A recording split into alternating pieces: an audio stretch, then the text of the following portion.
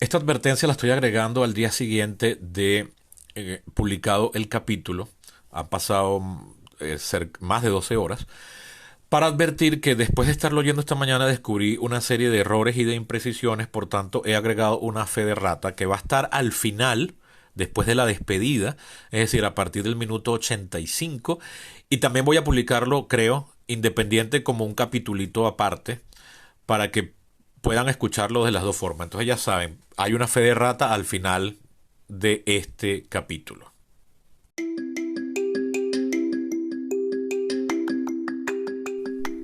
Hey, hey, hey, bienvenidos una vez más a Perípatos, su podcast que va y viene. Tengo ya casi un mes que no sacaba capítulo. Hay una serie de excusas reales.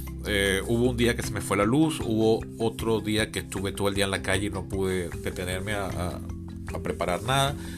Pero lo cierto es que sentía que no había mayor tema el cual atajar. Hasta el día de hoy, finalmente, porque han sido unas semanas y un fin de semana bastante noticioso en lo político, en dos países que no son muy pertinentes a los venezolanos, que son en concreto España y Argentina. Porque en España finalmente ya se logró formar un gobierno después de las elecciones que hayan tenido lugar en julio. Apenas fue esta semana ya que juramentó el nuevo gobierno, presidido por la misma persona que presidía el gobierno anterior, por Pedro Sánchez. Y ayer domingo 19 de noviembre tuvo lugar la segunda vuelta de las elecciones presidenciales argentinas, ya solamente entre el contrincante oficial, que había quedado de primero en la primera vuelta, que es Massa, el actual ministro de Economía, y la persona que había quedado de segunda en la primera vuelta, que es el diputado Javier Milei, un outsider, un bateador emergente, como decimos en Venezuela, que se había convertido en toda una figura mediática en el último lustro y había entrado a ser diputado en 2021, en las elecciones legislativas de 2021. Bueno, Javier Milei ganó el día de ayer con una amplísima mayoría de casi 12 puntos porcentuales de ventaja. Y bueno, ahora hay interés precisamente por un lado, qué va a pasar en Argentina, cuáles son los cambios que se van a venir. Y por otro, hay gente que me ha escrito para preguntarme por qué es posible que en España haya formado gobierno la persona que quedó de segunda en las elecciones. Entonces, bueno, voy a atajar los dos temas tratando de ser súper conciso, pero con datos en la mano, para responder estas preguntas. Sin más preámbulos, pasamos de una a los temas, empezando por España.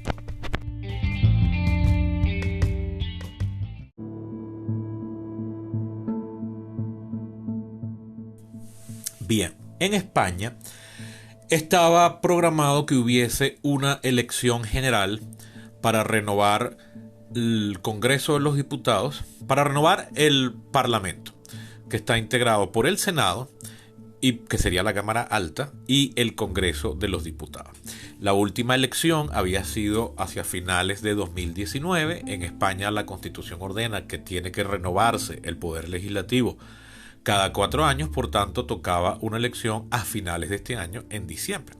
Sin embargo, al ver los resultados en las elecciones regionales, en algunas elecciones regionales que hubo en la primer semestre del año, ahorita no recuerdo si fue en mayo o junio, creo que fue en mayo, el gobierno, haciendo uso de una prerrogativa que tiene en su haber, disolvió las Cortes Generales para convocar elecciones. Es decir, el gobierno, en este tipo de sistemas políticos, que ya voy a hablar de él, tiene una potestad que puede disolver el gobierno. Y este es el paso previo a convocar una elección. Es decir, la Constitución dice que tiene que haber elecciones cada 4 años, pero la Constitución no impide que el gobierno pueda disolverse y convocar elecciones antes de eso. Lo que no puede es posponerlas después de la fecha tope que establece la Constitución.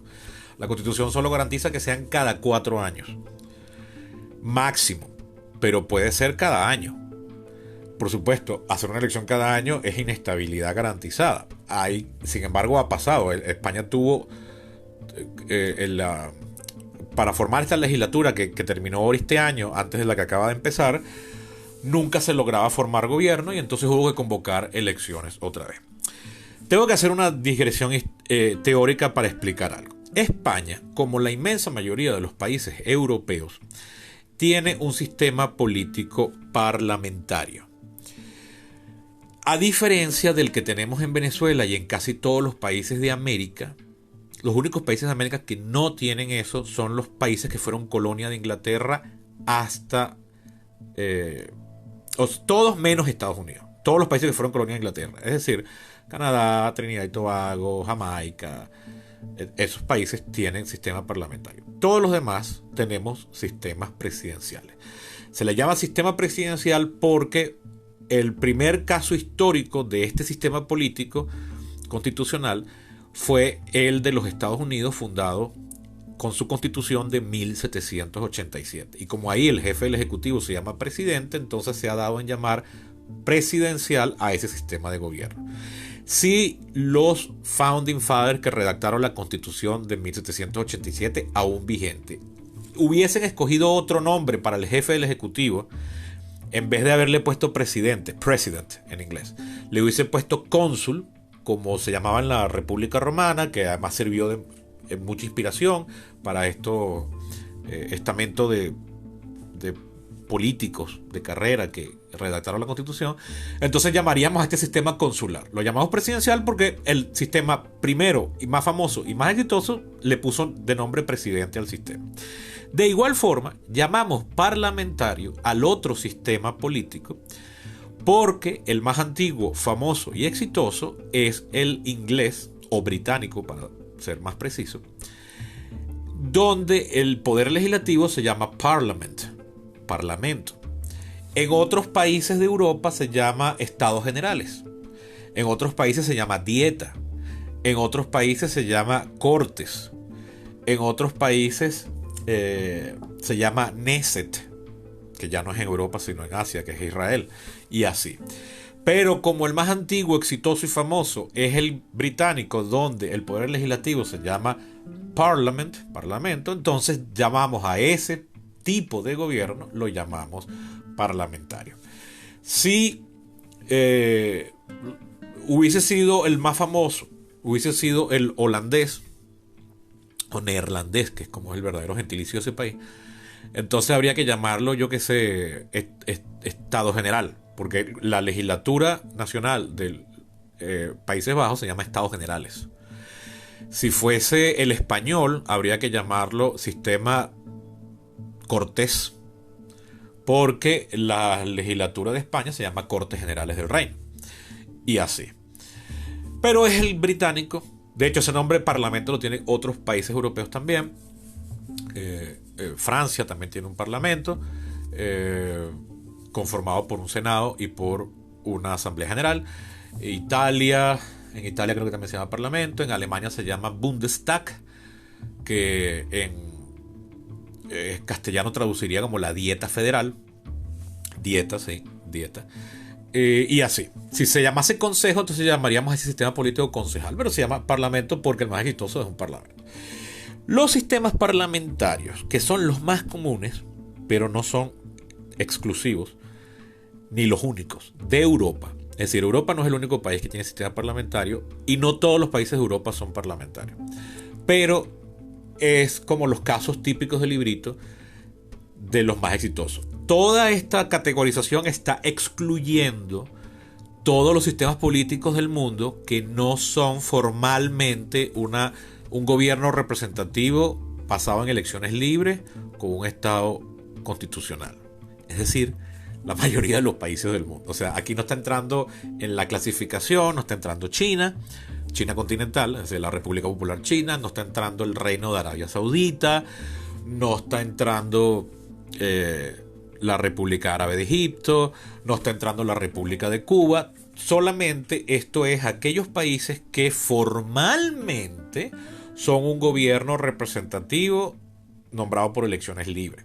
Y digo formalmente porque hay varios países que tienen este sistema, pero se han vuelto unas dictaduras sin abolir el régimen constitucional. Venezuela pareciera estar en el borde de eso. De hecho, en muchas cosas se comporta ya así. Nicaragua ya francamente lo es. Rusia se supone que es un sistema semipresidencial, pero ahí manda Putin y punto. Entonces, llamar a Rusia una república semipresidencial, ponerla en el mismo saco que Francia, es un exabrupto. Francia es una verdadera democracia en el sentido moderno del término. Rusia no. Entonces, bueno, esto está partiendo de que los casos de estudio son países donde se respetan las normas democráticas. Venezuela pareciera estar ya definitivamente saliendo de ese grupo, para mi tristeza. Ahora bien, volviendo al tema, España es un país parlamentario. Parlamentario quiere decir que no hay una clara división de poderes. El Parlamento, es decir, el cuerpo legislativo, que es el verdadero nombre de género de eso, el Parlamento es una especie, el verdadero nombre de género, o sea, la verdadera entidad soberana es la legislatura nacional. Llámese Parlamento, Cortes, Asamblea, Consejo, Dieta, Congreso, como usted quiera ponerle. La legislatura nacional es la que decide y por encima de ella no hay nada. Y no hay una clara diferencia entre el Ejecutivo, que es el que cumple y ejecuta las leyes, que crea el legislativo.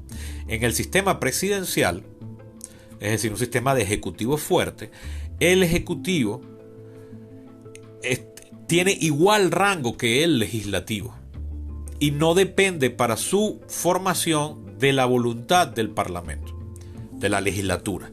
En los sistemas parlamentarios, sí, la legislatura es la que forma el gobierno. Entonces, ¿para qué se hacen elecciones? Bueno, la elección se hace para saber cuáles son las fuerzas y en qué correlación las que van a integrar la legislatura. Pero luego es esa legislatura la que decide el gobierno.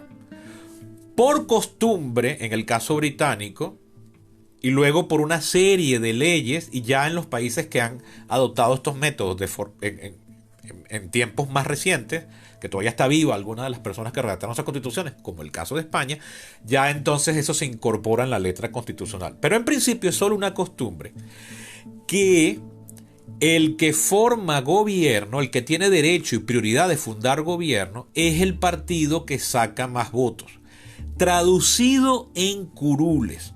Porque una cosa es lo que vota la gente y otra cosa es cómo esa masa amorfa que es el voto del pueblo se transforma en curules.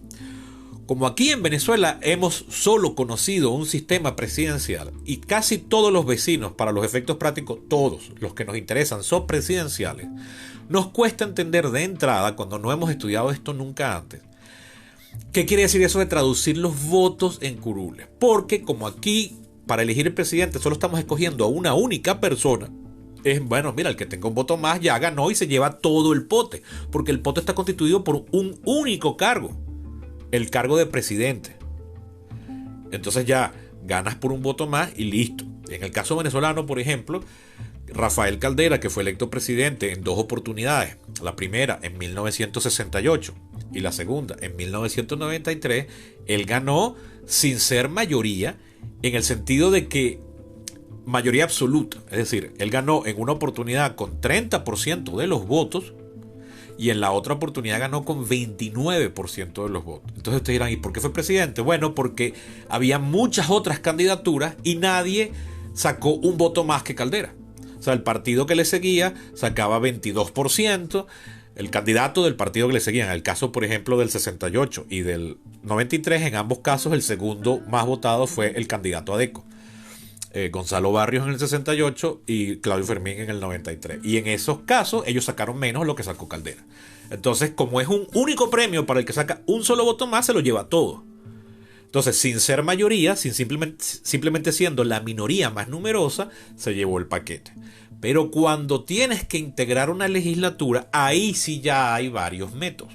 El único método correctivo para la elección del presidente es, por ejemplo, esto que se hizo en Argentina de hacer una segunda vuelta. Mira, para que el que gane no gane con simplemente una minoría más numerosa, vamos a poner una segunda vuelta. ¿Por qué? Porque cuando Caldera gana con 29 y con 30%, eso uno dice, bueno, es el que ganó y se le da la presidencia, pero también hay que verlo desde la otra acera. Ganar con 30% quiere decir que 70% del electorado no te prefirió a ti. Entonces tú no eres del todo un representante de la mayoría nacional. Para corregir eso, muchos sistemas presidenciales aquí en el continente americano y en Francia también, que tiene un sistema semipresidencial, pero que el ejecutivo se elige con independencia del legislativo, que es lo que aquí importa, se le incorpora una segunda vuelta. Entonces, mira, agarras los dos que quedan de primeros y entonces van a una segunda vuelta solo esos dos. Ya cuando son dos candidatos, ahí sí, a juro, el que gana, ya tú sabes que es mayoría, porque no puedes sacar menos, a menos que los votos nulos sean una barbaridad, pero eso jamás sucede. La gente no se mueve para ir a votar para dejar la papeleta en blanco o no tocar ningún botón. Yo lo he hecho, pero yo soy un bicho raro. Y de hecho sí, o sea, el voto nulo nunca llega a 2% en ninguna parte del mundo. Por eso, porque la gente no se da la tarea. La gente prefiere abstenerse si lo que vas a protestar. Eso de ir a presentarse allá para votar en nulo es un acto de anónimo de protesta que a nadie le va a importar y no va a hacer diferencia, ¿no? Yo lo hice una o dos veces. Una sí estoy seguro, pero creo que han sido dos. Es que no mal recuerdo ya. Ya estoy viejo. Entonces, bien, lo que hace es que se le agrega un correctivo. Pero cuando vas a elegir un cuerpo colegiado, cuerpo colegiado quiere decir una asamblea donde todos tienen el mismo rango. Eso es lo que es un cuerpo colegiado. Llámese Congreso, llámese Parlamento, llámese Estados Generales, llámese Asamblea, llámese Consejo, Dieta, como sea.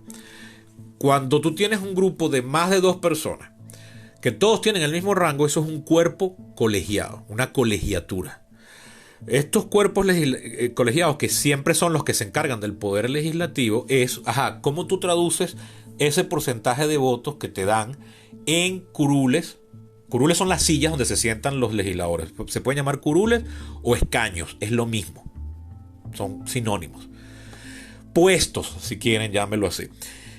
¿Cómo se traduce eso? Bueno, eso es una complicación. Tú puedes agarrar y entonces divides el país en tantos distritos o circunscripciones como legisladores vayas a escoger. Pero entonces, por ejemplo, en un país como los Estados Unidos, donde tienes 335 representantes, que es la cámara más numerosa del Congreso, entonces tienes que dividir el país en 335 distritos. En Argentina, por ejemplo, donde hay la Cámara de Diputados tiene 257, tendrías que dividir el país entonces en 257 distritos. La legislatura española está conformada por 350 diputados, entonces tendrías que dividir el país en 350 distritos. Y eso es complicado, es engorroso, pero además, no es tanto por los problemas logísticos, eso tiende a producir un resultado electoral que a la larga le entrega mucho poder a un partido que no necesariamente sea el mayoritario. Es decir, lo que le pasó a Caldera pasa entonces a nivel de cada uno de esos distritos, que el que se lleva un simple voto más se lleva toda la representación, y a veces el que se lleva un voto más sacó nada más 19% de los votos. También se le pueden poner correctivos, hay segunda vuelta o hay lo que se llama una segunda vuelta instantánea, que entonces es un sistema preferencial que la gente rara vez lo entiende, que es que tú pones de primero tu primera opción y anotas también tu segunda opción y anotas también tu tercera opción, porque entonces si el primero no tiene la mayoría, entonces se cuentan son tus votos del que pusiste de segundo y así. Ese, por ejemplo, es el método que se aplica en los Oscar desde 2011 para escoger, desde 2010, para escoger a la mejor película. Ese método se utiliza en Francia para escoger a los diputados y a los senadores. Ese método se utiliza también en Australia y en Nueva Zelanda. Ese método se acaba de utilizar ahora también por primera vez en Nueva York en las últimas elecciones del Consejo Municipal de Nueva York. Ese es uno de mis métodos favoritos, pero la gente no lo entiende. Otros métodos son hacer listas que pueden ser nacionales o regionales y se aplica una fórmula matemática que dice, bueno, tantos votos quiere decir tantos curules, pero tú no puedes hacer una conversión, tú no puedes decir, 47,22% de los votos van a ser 47,2% de los curules. No, eso nunca se aplica así. Hay unas fórmulas matemáticas, la más común es el método de Hond, que es por un profesor de matemática belga de finales del 19, que lo diseñó. Hay muchísimos otros, es increíble la cantidad de métodos que hay, pero por más que hay un montón de métodos, el más común es el sistema de Hont, que es un sistema proporcional que trata de convertir el porcentaje de curules en una proporción más o menos parecida a la de los votos. Por eso se le llama proporcional, sistema proporcional. Ese es el que se aplicaba en Venezuela entre el año 48 y el año 93 de forma absoluta. Luego a partir del 93 se le comenzó a variar con un sistema mixto. Ese es el que se aplica en Italia, es el que se aplica en Israel, es el que se aplica en los Países Bajos, en toda Escandinavia. En Alemania se aplica un sistema mixto que es el que se aplicó aquí en el 93. El sistema que se aplica en Venezuela en el 93 es que todavía está vigente, pero con las fórmulas cambiadas, está copiado del alemán. Y es el que se aplica en España. Pero los resultados son muy diferentes si tú haces la lista a nivel nacional. O sea que todos los votantes, no importa en qué lugar del país vivan, van a tener la misma lista de partidos. Tú no sueles ver quiénes son los que conforman esa lista. Tú confías ciegamente en el partido y luego son los partidos, bueno, luego no, antes de la elección, los que escogen quién va de primero en la lista, quién va de segundo. Porque el que va de primero es prácticamente seguro que entre. El que va de último es casi seguro que no va a entrar nunca. Entonces, bueno, ahí tú le estás entregando muchísima fuerza al cogollo del partido, es decir, al liderazgo del partido. Son estos los que cuadran en todo. Ese es el sistema vigente en España. Ese es el sistema que existió aquí y, como les decía, se cambió en el 93. ¿Por qué? Porque en Venezuela, de forma muy súbita y rápida, creció un descontento generalizado contra los partidos políticos. En los años 60 los partidos políticos gozaban de una popularidad y una confianza absoluta. Para los años 80 eran vistos como Satanás. O sea, en una sola generación, entre la juventud de mi papá, que tenía 20 años para entonces, y su madurez en los años 80, cuando ya tenía 40 y ya yo había nacido, es increíble. O sea, mi papá fue testigo de cómo los partidos políticos pasaron del máximo aprecio al máximo desprecio. Entonces, en Venezuela hubo que quitarle fuerza a los partidos y se la mermó un poquitico copiando el sistema alemán. En España no ha pasado eso en la misma magnitud. En todos los países ha pasado, pero en unos más violentos que otros. En España no ha pasado eso. Y España tiene un sistema, esto está largo, pero bueno, es la explicación que merece. En España, los líderes de los partidos son los que deciden quién va de primero en la lista y quién va de segundo. Por cosas que no viene aquí el cuento, los resultados en España, mira qué curioso. La última elección había sido en 2019. En esa oportunidad, el Partido Popular, que sería en términos gruesos, llamado el partido tradicional de derecha, que ha formado gobierno en dos oportunidades, entre el 94 y el 2004, y luego más reciente entre 2000... ¿Cuánto fue? Entre 2014, creo, y 2019. No me acuerdo el año que comenzó el gobierno de Rajoy, pero sí sé que terminó en el 19. Bueno, ellos tenían 89 diputados. La legislatura española, la Cámara del Congreso de los Diputados, que es la Cámara Baja, que es la que de verdad importa, el Senado no interviene en la formación de gobierno. El PP tenía 89. Pasó en la elección de julio, creció, o sea, obtuvo 48 más para llegar a 137. Pero España tiene 350 diputados, asientos en esa Cámara, en el Congreso de los Diputados. La mitad de 350 es 175. ¿Quién forma gobierno en un sistema parlamentario? El que controla la mayoría. ¿Dónde es la mayoría en la Cámara española? El que logre sumar 176 votos. Porque 176 votos de diputados. O sea, que con que mínimo 176 personas digan dentro de esa Cámara: yo estoy de acuerdo que sea fulano, mengano o perencejo el jefe del gobierno, se aprueba el jefe de gobierno. Es decir, entonces lo que hay que lograr es mayoría parlamentaria. Desde que España alcanzó la democracia en 1976, entre el 76 y el 78 es la transición de la dictadura a un sistema constitucional. La constitución española vigente del año 78, es decir, era más joven que la constitución que teníamos en Venezuela antes de la llegada de Chávez. De ahí para acá, en España, por lo general, un solo partido lograba la mayoría. Entonces no tenía que estar pactando con nadie. Y era claro quién iba a formar gobierno. Entre 1981 y 1996, 80, 81 y 1996, el Partido Socialista Obrero Español, actualmente también en el gobierno, siempre lograba mayoría. Con Felipe González, que era su jefe, y entonces no tenían que pactar con nadie. Luego es José María Aznar del PP entre el 96 y el 2004. Luego pierden en 2004 la mayoría y pasa a ganar PSOE otra vez con Rodríguez Zapatero, con José Luis Rodríguez Zapatero. Y eso duró hasta que gana otra vez el PP, que lamentablemente ahorita se me escapa en qué fecha comienza el gobierno de Rajoy. Yo creo que es entre el 14 y el 19 menos 4. Sería 15, sí, es entre el 14 y el 15, es por ahí. Bien, pero ese detalle no importa. Lo importante es que en la mayoría de su historia, que es relativamente reciente, España siempre lograba mayorías. Pero a partir de un punto comienza a aparecer cierto cansancio con los partidos tradicionales, una cosa parecida a la que pasó en Venezuela a finales de los 80, principios de los 90. Pero allá no nació ninguna ideología fuerte antisistema, como sí lamentablemente pasó aquí. Y entonces lo que es, o estaba en una fase previa a lo que pasó aquí, y entonces lo que hicieron fue que aparecieron nuevos partidos, y entonces eso dividió el voto y ya no hubo forma de lograr mayoría. Entonces los partidos para formar gobierno tuvieron que pactar. ¿Qué pasó ahorita? ¿Por qué Pedro Sánchez forma gobierno si su partido sacó menos votos? Porque el Partido Popular sacó 8.160.837 votos sumando todas las listas del país. Eso se tradujo en 137 diputados, lejos de la mayoría de 176, pero definitivamente la primera fuerza.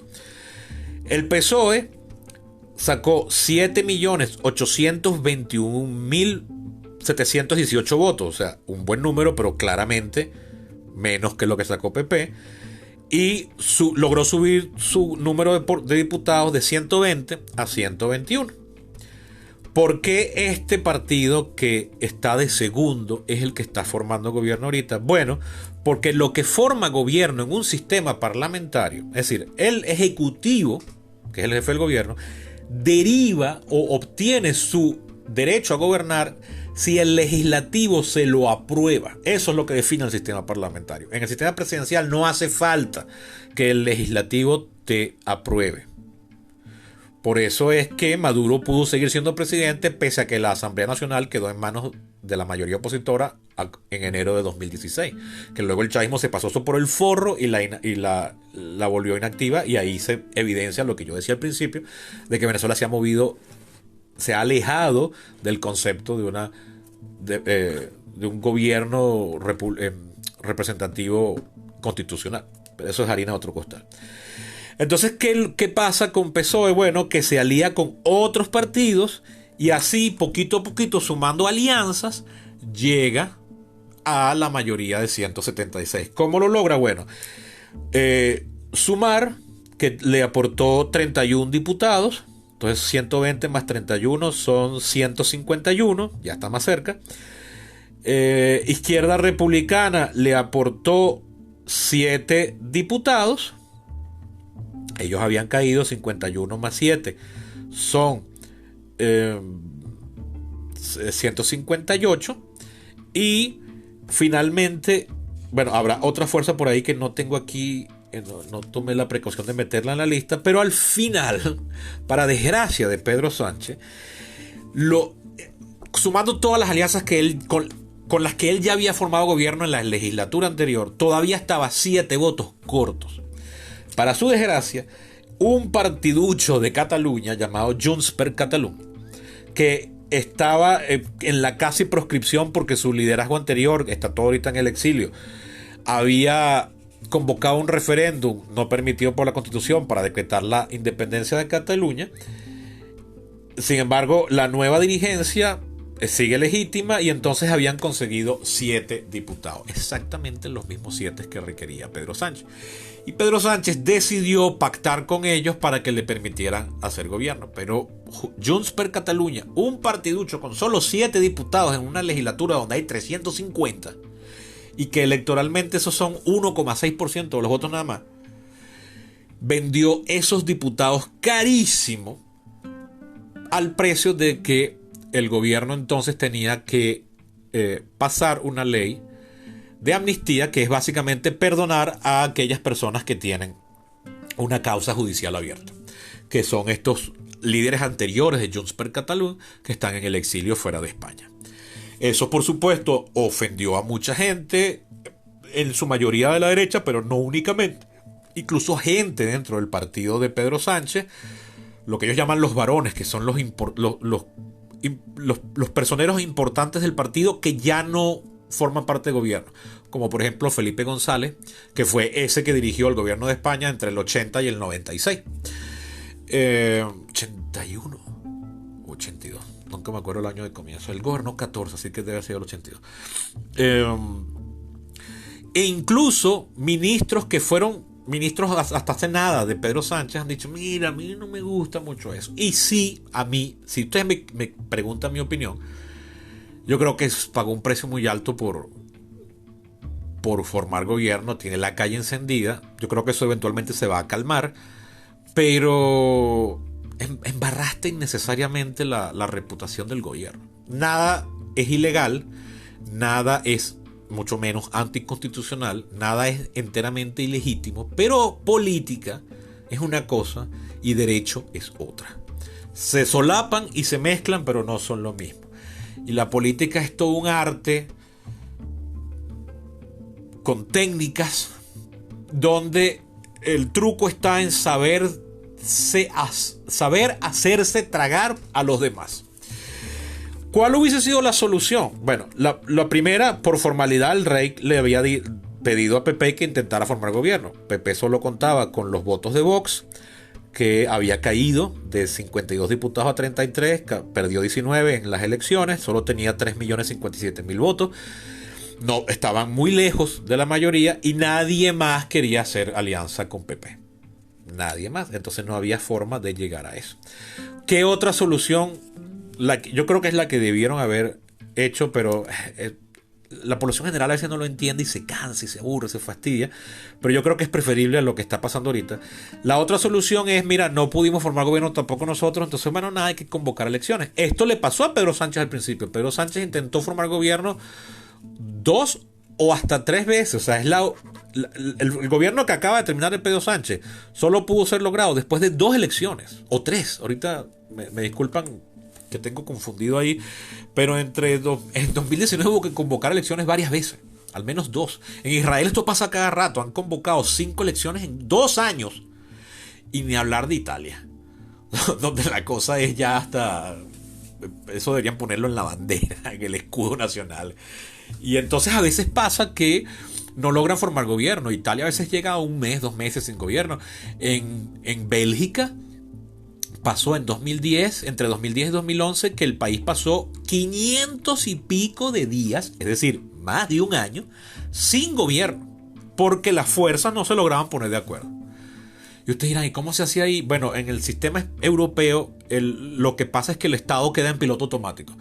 Queda vigente el presupuesto el último presupuesto que estaba vigente, y los funcionarios siguen yendo a trabajar y cobran su 15 y último, pero no se toman decisiones. Solo lo que ya está en automático. En el caso de los Estados Unidos es más dramático porque cuando hay una tranca así de gobierno, mandan a los empleados para la calle y comienzan a cerrar las oficinas públicas. Ahí sí es una tragedia. Y esos empleados no les pagan un retroactivo por los días que fueron a trabajar sin cobrar. Entonces ahí sí es terrible. Yo creo, como les decía hace rato, que Pedro Sánchez pagó un precio muy alto. Yo creo que va a poder gobernar, pero yo creo que se rayó innecesariamente. Tiene a un sector de las fuerzas políticas contrarias tildándolo de tirano. Me parece una exageración. Pero la verdad es que sí fue... Ustedes dirán: bueno, pero si no es ni un tirano y si al final es legal y constitucional, ¿por qué estás diciendo que no es preferible? Bueno, porque la política no tiene necesariamente que ser algo legal o ilegal para que caiga mal.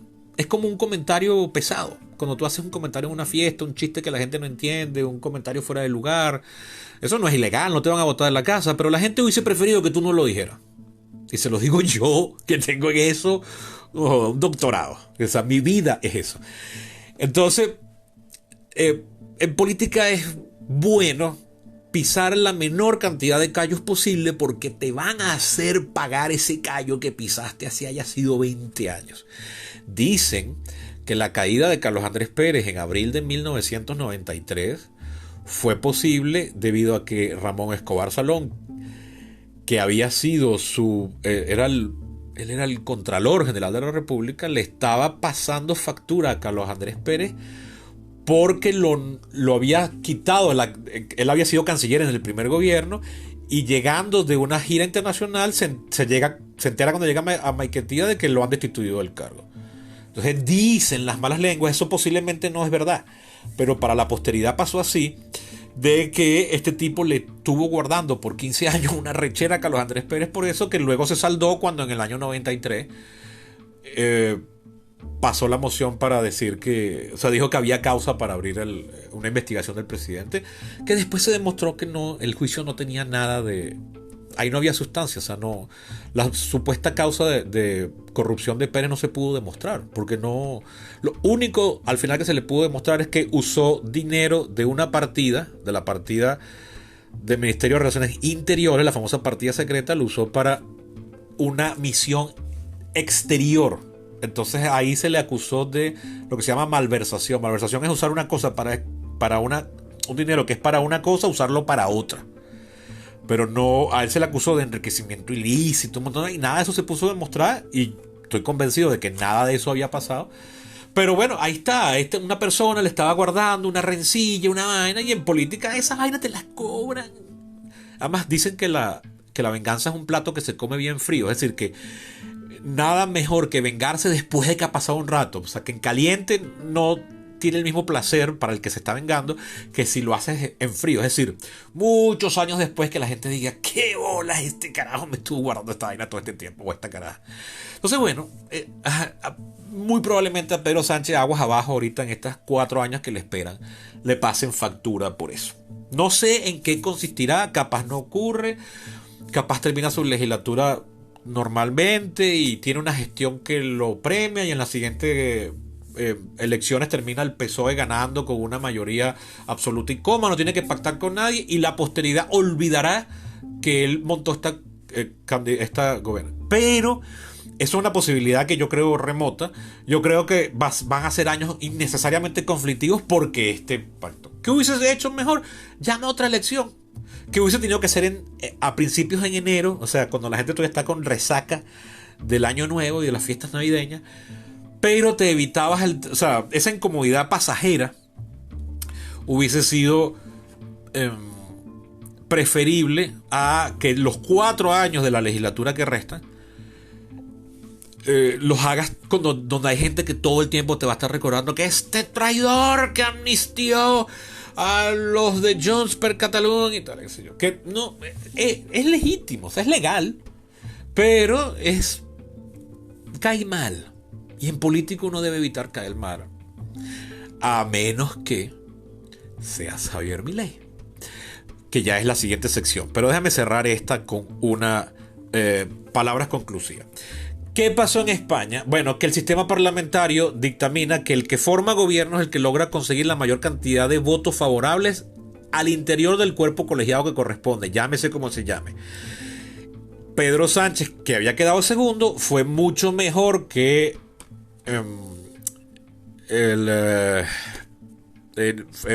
Núñez Feijóo, el jefe del PP, para conseguir esas alianzas. Y bueno, su partido no tenía la mayoría de los votos, o sea, de los curules, pero sí sus aliados, y a punta de aliados lo logró. Y entonces ahora tiene una alianza para gobernar de aquí a 4 años, que en cualquier momento se puede romper y se llama elecciones otra vez. Esa es otra forma de llamar a elecciones en los sistemas parlamentarios. La alianza de gobierno se rompe y entonces se forma una mayoría ahora opositora a ti, y pasan un voto de desconfianza, o sea, un voto de censura, tu gobierno no lo aprueba, se pierde, hay que volver a llamar a elección. Esa es una posibilidad. Yo no creo que eso vaya a suceder.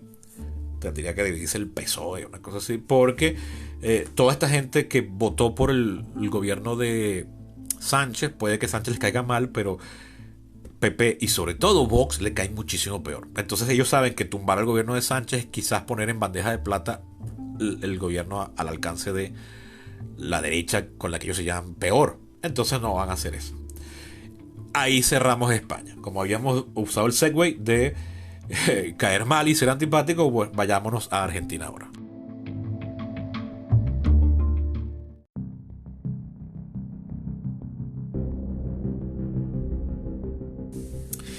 Argentina, que queda en el continente americano, es por tanto un país de sistema presidencial. Pero un sistema presidencial como el de los Estados Unidos, como el de Colombia, como el de Venezuela, como el de Brasil, como el de México, Chile, Perú, Bolivia, todos los países de habla hispana, excluyendo Cuba, donde ya eso no es un gobierno representativo, una vulgar dictadura de partido. Argentina es un sistema presidencial, pero ser sistema presidencial no quiere decir que no exista una legislatura. Lo que quiere decir es que el Ejecutivo queda electo con total independencia de la correlación de fuerzas y el número de curules o lo que sea en el poder legislativo. El presidente, cónsul, primer ministro, como le quieran poner, en casi todos los sistemas presidenciales el presidente se llama presidente. Ahí no hay la originalidad de nombres que hay en el sistema parlamentario. Cuando tienen otro nombre es porque es otra lengua que no tiene conexión remota con las lenguas indoeuropeas, o sea, China, Japón, esos países así. Y entonces allá tendrá otro nombre. Por cierto, Japón es un sistema presidencial, parlamentario, allá no hay presidente. Así que tendría que hablar de China, pero China no es una democracia, no es un gobierno representativo, constitucional, entonces no importa.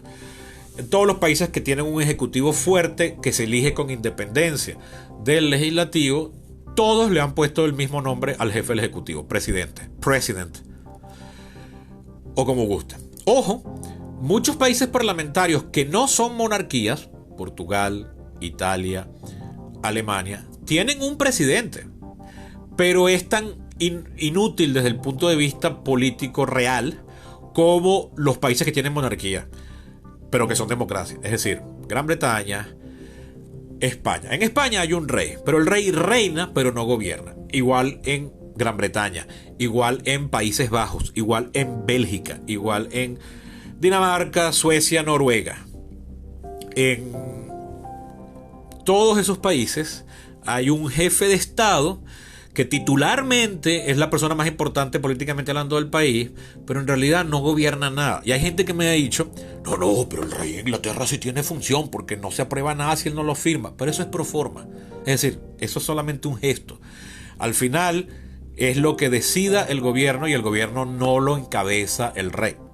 Hay países que son así, pero esa figura no se llama rey, sino que se llama presidente. Es el caso alemán, es el caso italiano, es el caso portugués. En Francia sí hay un presidente que gobierna, pero también hay un parlamento muy fuerte. Entonces ahí hay un sistema semipresidencial, que es un invento relativamente reciente, que los inventores son los franceses. Igual es en Polonia, igual es en Rumania y en principio en el papel es igual en Rusia, pero ahí ya Putin se hizo con todos los controles y ya hay que sacar definitivamente a Rusia de la lista de países en las que había entrado muy discutiblemente en los años 90 de países de gobierno representativo constitucional, que es el verdadero nombre, lo que llamamos democracia. El verdadero nombre es gobierno representativo. Yo soy muy clásico y clasicista y para mí democracia es el modelo ateniense original. Así se ha aplicado en el mundo moderno.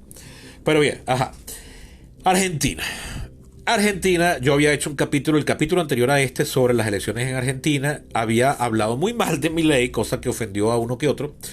No me importa, porque el personaje definitivamente me cae mal. Me cae mal desde que yo tengo un amigo que vivió en Argentina muchos años, él es de papá argentino, él está aquí en Venezuela. Mileísta, furioso. Anoche estaba, yo creo que se rascó. No me he escrito más de día anoche. Este amigo, ya hace años, por allá, 2016, 17, él me pasaba videos de Milei cuando era simplemente una figura mediática, un profesor de universidad, cuarentón entonces, más o menos de mi edad actual, que a alguien que lo tenía de profesor en la universidad le pareció muy jocoso y lo invitó a un programa de televisión y ahí se volvió un éxito en los canales de televisión y radio que siempre andan a la casa del rating.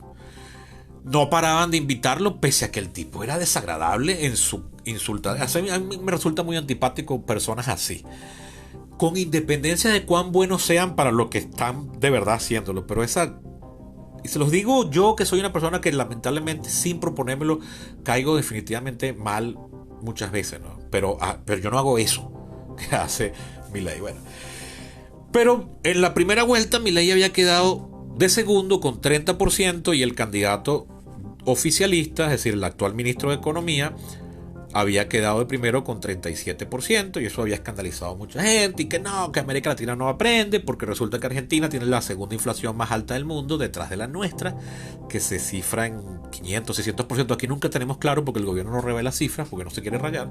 En Argentina, si son responsables y la revelan, está en 142%, es la segunda más alta del mundo, eso es horroroso. Argentina ya ha pasado por hiperinflaciones en el pasado, valga la redundancia, ha pasado en el pasado. Estoy hablando terrible. Donde la gente iba a los restaurantes y pedía el menú, decía esto y pagaba, porque si esperaban a pagar después de comer, el precio había cambiado. O sea, Venezuela no ha conocido una hiperinflación como la que conoció Argentina, que no es la peor de la historia. La peor hiperinflación de la historia registrada es la de Hungría en 1946, seguida de la de Alemania en 1923. Es decir, en América Latina se han vivido hiperinflaciones horrorosas, pero ninguna como las que vivió Europa a mediados del siglo XX. Bien, en las inmediatas posguerras, las dos inmediatas posguerras. Argentina ha ganado a Javier Milei. Una de las cosas que nombraban anoche muchísimo, arrasó, o sea, de verdad, el paso de 30% a 50 y pico por ciento, le metió casi 12 puntos porcentuales al candidato Massa, que salió temprano y primero, como es costumbre en todos los países civilizados, a reconocer la derrota y desearle todo lo mejor al ganador. Milei dio un discurso que tengo que admitirles, me pareció un buen discurso, sin traicionar su esencia, moderó muchísimo el estilo, cerró como con un guiño para sus seguidores, un viva la libertad carajo. En Argentina es uno de esos raros países donde se puede decir las groserías más soeces en los radios radioeléctricos, en los medios radioeléctricos. En España también, pero no se ve bien, pero lo pueden hacer. Pero en Argentina a mí me sorprende. Yo nunca he entendido qué pasó en Argentina que eso se tolera y en el resto del continente no. En Venezuela eso está prohibidísimo. Te cierran el canal y no de ahorita. O sea, para ahorita es ponerle el medio en bandeja de plata al chavismo porque te lo cierre. Pero ya antes te ponían una multa y los ministerios y las cosas encargadas, hoy en día es Conatel, tienen empleados que están 24 horas viendo la promoción de los canales para ver quién se pasa la norma, ¿no? Pero bueno, allá sí, entonces este tipo llegaba, ustedes busquen Javier Milei insultando a los zurdos o lo que sea, y cuando un periodista le decía, pero ¿usted por qué se refiere así? A mí qué me importa lo que a ti te opine, yo no sé, nadie lo ha diagnosticado. A mí me parece un tipo un Asperger, ¿no? Pero bueno, él tiene algunas ideas político-económicas con las que yo tengo cierta afinidad. O sea, yo sí creo que hay que reducir el poder del Estado. El poder no, el volumen y nivel. Yo creo que Argentina tiene una hiperinflación tan grande porque tiene un nivel de gasto público apoteósicamente grande, subsidia demasiadas vainas. Yo acepto con moderación, o sea, yo, como dice en inglés, con un grano de sal, cuando me dicen que en Argentina hay un montón de gente que no trabaja y recibe plata. Primero, solo hay en todas partes del mundo ayudas económicas para los que no trabajan. Hay que ver en qué grado se diferencia el sistema argentino de incluso los Estados Unidos, ese faro de la libertad capitalista del mundo, que sí lo es. Tiene ayudas económicas para el que no consigue trabajo, ¿okay? Inglaterra, el país que inventó el capitalismo industrial. Holanda, el país donde surgió el primer verdadero capitalismo moderno, también tiene eso. O sea, Países Bajos, que es el verdadero nombre de ese país. Así que ojo con estar criticando eso. O estar echando toda la culpa. Pero lo cierto es que sí creo que Argentina tiene excesiva cantidad de gastos, tiene excesivas empresas públicas, financia todo ese gasto con deuda. Además tiene históricamente una deuda que nunca logra pagar, cae en default a cada rato, o sea, en impagos. Argentina sí requiere una reforma económica. No me convence la idea de la dolarización. Yo les decía en el capítulo anterior que yo llegué a ser un vocal entusiasta de dolarizar Venezuela, y todos los economistas con los que yo hablaba me decían que eso no es una buena herramienta, porque básicamente es quitarle al sistema político una de las dos herramientas para controlar la economía. Una es la política fiscal y la otra es la política monetaria. Si tú dolarizas, te quitas el brazo que se llama política monetaria, porque entonces ahora tu política monetaria es la de los Estados Unidos, porque es la de el que emite la moneda que tú estás adoptando ahora como propia. Es decir, Ecuador no tiene una política monetaria, está a merced de la política monetaria de los Estados Unidos. ¿Cómo hace Ecuador? Bueno, ellos tienen que hablar con la Reserva Federal y decirle, mira, yo tengo allá unos dólares depositados, mándame unos barcos con efectivo para yo ponerlos a circular acá. Argentina tendría que hacer eso, pero resulta que las reservas argentinas no están por el piso. Entonces no hay suficientes dólares para ponerlos a circular matando al peso. Además que yo no sé cómo Milei pretende, por decreto será, acabar con el Banco Central. Eso no es un ministerio. El Banco Central es autónomo en los países serios, como era en Venezuela hasta que llegó el chavismo. Entonces pasa en muchos países que los gobiernos quieren una política, que ellos, los gobiernos, es decir, el Ejecutivo controla la política fiscal, es decir, la de gasto, la de recaudación y gasto, y el Banco Central, que no es un órgano de elección popular, es un órgano autónomo que está a veces formado, o sea, por ejemplo, en los Estados Unidos lo nomina el presidente, pero lo aprueba el Senado y así.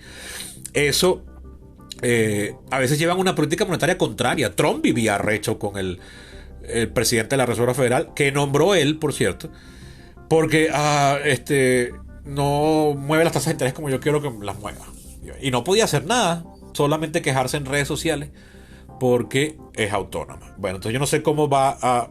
Eso, a Milei tendría que pasar una ley para eliminar el Banco Central. Y ahí viene el tema central. ¿Cómo va a ser posible la gestión Milei?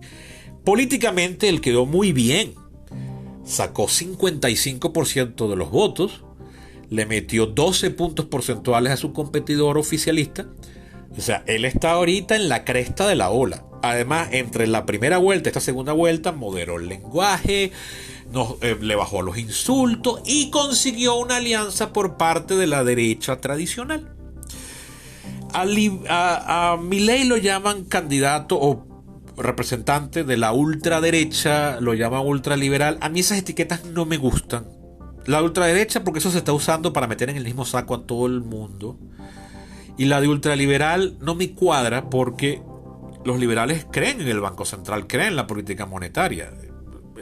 Y además, los liberales son pro libertad individual y Milei sea por alianzas políticas. Yo creo que él de verdad no le dedica mucha cabeza a eso, él está centrado en la economía. Pero él ha dejado que en su nombre se haga campaña en contra de, por ejemplo, la igualdad matrimonial, es decir, que los gays se puedan casar, contra el aborto, y esas son causas liberales. Entonces, eso de ser muy liberal porque eres pro libre mercado, que sí está bien, es una de las piedras fundamentales de la causa liberal, pero entonces estás en contra de la libertad individual. Mira, si yo quiero ser gay y casarme con otra persona de mi mismo sexo, ¿cuál coño es el problema? ¿Por qué el Estado va a impedirlo? Ahí sí el Estado no es muy grande, ¿verdad? Ahí más bien hay que hacerlo más grande. Ahí está chiquitico, entonces se tiene que meter en la vida privada de la gente. Entonces, bueno, yo creo que Milei de verdad, él no es... O no sé, yo no le he visto que se exprese, pero sí se ha aliado con él gente y partidarios contra aborto, contra igualdad matrimonial, contra muchas expresiones de la libertad individual. Entonces no me gusta esa etiqueta de liberal para Milei. Creo que una apropiada es una que le escuché anoche a un analista en la televisión española, por un analista argentino, que dice que Milei lo que es un fundamentalista del mercado. Eso creo que, lo que pasa es que eso no es... eso no suena sexy en televisión, ¿no? Pero yo creo que académicamente hablando sí es más correcto ese término. Es decir, una persona que considera que tienen que ser las fuerzas del mercado las que se encarguen con todo. Eso es un modelo de sociedad que está vigente desde el siglo XVIII, es el predominante en el mundo moderno, eso tiene muchos matices, eso ya no se le ha dejado, eso nunca se le dejó que fuese en tal grado, ni en su mejor momento de popularidad en el siglo XIX. Eso llegó a ser como la teoría pretende, y a partir del siglo XX eso se le ha puesto muchos matices y cortapisas y restricciones, pero nadie niega que efectivamente un país como los Estados Unidos, como Gran Bretaña, como Francia, son países donde el mercado tiene una fuerza enorme. No se pone en discusión nunca la base fundamental de esos sistemas, que es la propiedad de los medios de producción y la propiedad en general, y la libre... el establecimiento de los precios por la libre interacción entre la oferta y la demanda. Es decir, que no exista control de precios, pues. Esas son como las dos piedras de tranca fundamentales de esto que se llama una sociedad basada en el mercado. Entonces, bueno, Milei es un fundamentalista de eso. Yo creo que a Argentina sí le hace falta una reforma de eso, pero eso no quiere decir que Argentina sea Cuba ni Venezuela, ni mucho menos. Ni siquiera Bolivia se parece a Venezuela, ni siquiera el Ecuador de Correa y la Bolivia de Evo Morales metieron tanto Estado en la participación de la economía. Más bien, Bolivia es hoy en día más capitalista de lo que era antes de la llegada de Evo Morales, échenle bola. Pese a que Evo Morales sí hizo e introdujo una serie de reformas y, por ejemplo, nacionalizó el gas y reguló muchos aspectos de la vida económico y social y tal. Pero las piedras fundamentales de tranca, que son las que ya mencioné, nunca fueron tocadas. En Venezuela sí, pero jamás como en Cuba. Y ahora eso sí ha revertido un poco. Ajá. Pero Milei, entre sus propuestas, la más radical está la de destruir el Banco Central, dolarizar la economía, y reducir el Estado a punta de eliminar un montón de subsidios. O sea, supuestamente toda esa gente que está ganando dinero sin trabajar se lo van a quitar. Vamos a ver cómo lo hace, porque eso tiene un costo político amplísimo, pero además va a privatizar un montón de empresas que habían sido privatizadas en los 90, fueron reestatizadas durante el kirchnerismo entre 2004 y 2014. Y bueno, él propone reprivatizarlas. El caso más notable es YPF, que es lo que diríamos la PDVSA de allá, desde la gran empresa petrolera de los argentinos. Gran entre comillas porque no hay...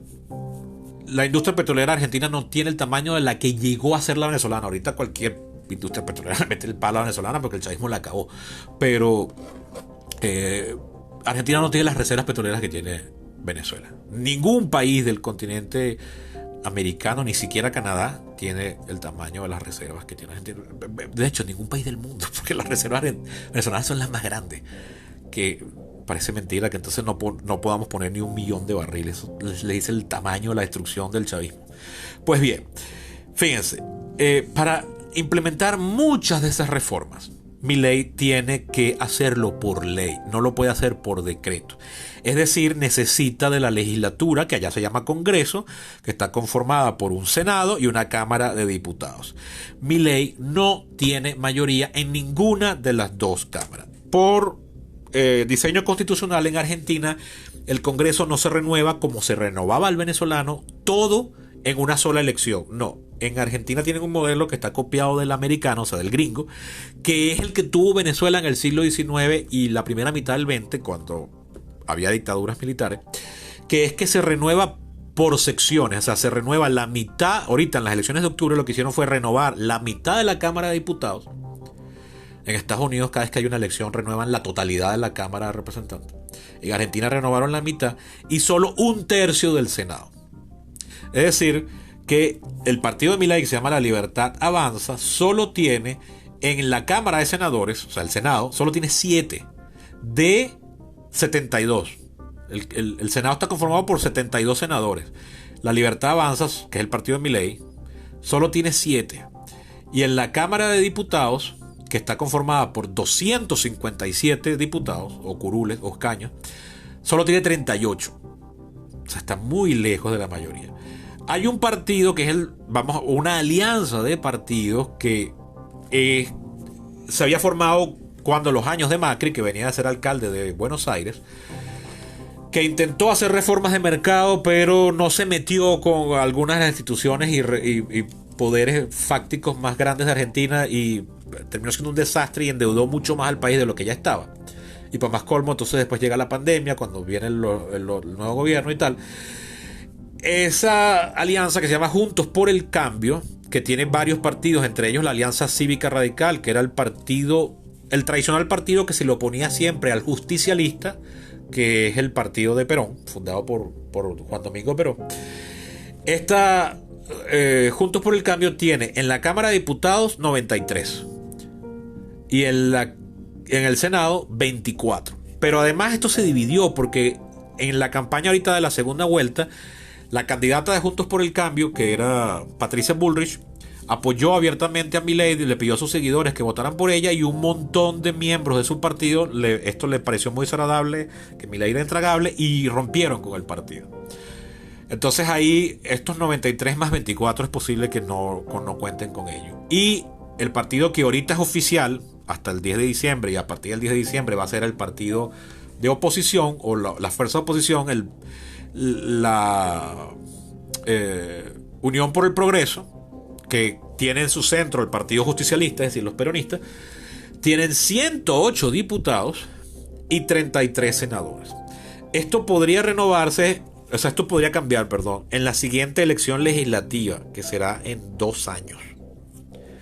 Mientras tanto, o sea, ahí de repente podría pasar que Milei logre ampliar su ventaja, sus fuerzas aliadas, pero podría pasar lo contrario, que fue lo que le pasó al gobierno de Fernández ahorita. Que ellos habían tenido una mayoría en las elecciones de 2019 y la perdieron en la de 2021 cuando Milei fue electo diputado, por cierto. Entonces, ¿qué le toca a Milei ahora? Bueno, va a tener que ser alianzas. Pero Milei se ha llenado la boca diciendo que él no pacta ni transacta, ni hace transacción alguna con comunistas. Claro, él se ha pintado como un radical, muy probablemente lo sea. Pero anoche, viendo televisión española, que fue donde seguí las elecciones, porque aquí ya no tenemos canales argentinos, ni CNN en español, entonces tuve que verlo por retruque, pero la televisión española hizo una excelente cobertura. Salía una microbiografía de Milei cuando estaban esperando que él apareciera con su discurso de triunfo, y salía una entrevista en su oficina del Congreso cuando ganó un curul en 2021. Y él decía con cara de niño travieso, pero era muy honesto, la entrevista me gustó mucho. Era un clip, eso no duraba ni un minuto. Él decía, yo me he dado cuenta que estando aquí es diferente. Esa es la historia de la humanidad, de todos los que han estado en la oposición. Cada vez que llegan al gobierno descubren que, esto no era como yo pensaba. Porque estar en oposición es muy fácil, ¿no? Es decir, todo el tiempo, ustedes son una mierda y lo hacen mal y están acabando con esto. Make America Great Again, etc. Así es que se gobierna. Entonces luego llegas y estás adentro y descubres que hay un montón de peos que desde afuera no se ven. Entonces, bueno, era muy simpático ver eso y ver que, bueno, que Milei tiene ahora una realidad que enfrentar. Primero, no puede pasar por decreto las reformas más importantes que él quiere. Él tiene que conseguir eso por vía legislativa. Tiene que hacerlo por ley. Entonces tiene que ir negociando ley por ley en el Congreso. Y eso quita demasiado tiempo. Yo le planteaba esto a mi amigo de ascendencia argentina, que vivió allá y que ve por los ojos de Milei ahora. Yo le decía anoche que él era entusiasta de Chávez a finales de los 90 y me dijo que no, que jamás. Pero yo voy a buscar unos emails ahí y yo creo que sí, que él mandaba en el 98 cuña chavista. Pero bueno, eso no importa ahorita. Yo lo enfrentaba con esto y yo, marico, ¿cómo va a pasar este carajo? Las leyes. No, si se pone, él no debe caer en el error de más, que él ya dijo que no lo va a hacer, desde esperar a que en la siguiente elección obtenga mayoría legislativa. Y él va a empezar desde ya. Este pana mío hablaba como si él fuese miembro del comando de campaña. Y bueno, cuando el Congreso le haga resistencia, que sabe que le va a hacer, él va a hacer referéndum. La Constitución argentina permite referéndum, pero son consultivos, no son vinculantes. Eso quiere decir que el resultado no tiene que acatarse. Es simplemente una manera de hacer una especie de encuesta general. ¿Qué quiere el país? Pero las fuerzas políticas constituidas no están obligadas a darle cabida al resultado, o sea, a la consulta popular, pues. Es estúpido que no lo hicieran, pero no están obligados a hacerlo. O sea, legalmente no están obligados. Políticamente es estúpido no hacerlo. O contraproducente o peligroso. ¿Ok? Porque política es una cosa y derecho es otra. Se solapan, trabajan en el mismo medio, pero no son lo mismo. Yo no soy abogado, soy politólogo, y entonces estamos hablando aquí de política. Pero para ser un buen politólogo hay que saber de leyes, ¿ok? Y para ser un buen abogado hay que saber de política. Un buen abogado no litigante de esos de corte, sino de derecho constitucional, por ejemplo. Entonces, cuña aparte. ¿Qué le toca ahora a Javier Milei? Bueno, ok, él puede hacer todos los referéndums consultivos, pero eso no obliga a que, porque tú hagas un referéndum, asumas que entonces puedes privatizar YPF, por ejemplo, IPS, o Aerolíneas Argentinas, o lo que sea. Eso solo lo puedes hacer de ley. Entonces tú dirás, yo lo hago de todo. Entonces primero ya te estás saliendo de la constitucionalidad, ya estás actuando, y lo voy a decir por toda la calle del medio con nombre y apellido, estás actuando como un chavista. Porque yo detesto el chavismo por su falta de institucionalidad y respeto a las leyes. Esa vaina de que dame el millardito, no puedes, ilegal, entonces yo me lo agarro, puso al país en lo que lo puso. Entonces por eso es que a mí me molesta ver a tanta gente hoy en día fanatizados con Jair Bolsonaro, con Donald Trump, con Pedro Abascal o con Orbán allá en vaina, solo porque de etiqueta son anti-izquierda. Pero a mí lo que me molesta no es que sea izquierda o derecha el político en cuestión, es su antiliberalismo. Y se puede ser antiliberal tanto de izquierda como de derecha. Para extender esto mismo, les voy a leer un pasaje muy breve de un libro llamado Anatomía del Antiliberalismo, de un autor que se llama Stephen Holmes. Este libro es el original en inglés, The Anatomy of Antiliberalism. Fue publicado en 1993. Verga, es más viejo de lo que yo pensaba. Este libro tiene 30 años. Yo pensaba que este libro era de este siglo. La traducción es del año 99. En este fabuloso libro, él dice esto en el primer capítulo, en la introducción. Él dice: los críticos del pensamiento y la práctica liberales se agrupan naturalmente, es decir, de forma espontánea, en la naturaleza, en dos escuelas, la marxista y la no marxista. Mientras que el marxismo ha sido exhaustivamente analizado e investigado, los ataques de los no marxistas al liberalismo han sido raramente estudiados desde un punto de vista primariamente teórico y crítico. Los marxistas denigran por lo general la teoría liberal como ideología de la clase poseedoras. Todos los efectos del liberalismo, dicen, se siguen de su papel justificador de los privilegios de clase y poder. Los autores antiliberales no marxistas utilizan un método distinto. Prestando escasa atención a las clases, pretenden que la ideología liberal ha infectado y degradado a todos los miembros de las sociedades occidentales, a los trabajadores tanto como a los empresarios, a los gobernantes como a los ciudadanos. Los marxistas afirman que las libertades burguesas son puramente formales, privilegios monopolizados por unos pocos y virtualmente inútiles para la mayoría desheredada.